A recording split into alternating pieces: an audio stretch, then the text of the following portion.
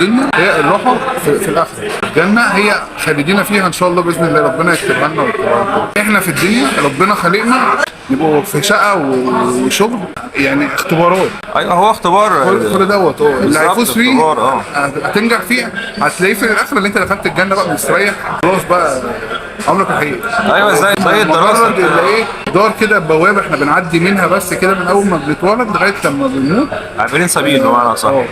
فالدوت اللي احنا بنتكلم فيه دايما. وبعدين ايه تبص للناس اللي اقل منا، واحنا كنا اتكلمنا قبل كده في حلقه عن الرضا ازاي تبقى راضي وتحمد ربنا على اللي انت فيه.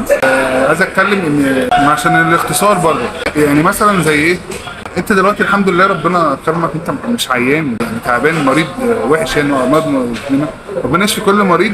الحمد لله ربنا كرمك بالصحه والعافيه، ربنا يرزقنا كلنا الصحه والعافيه. بس للناس المريضه في المستشفيات، بس اللي انت بره في الدنيا مش في السجن مثلا،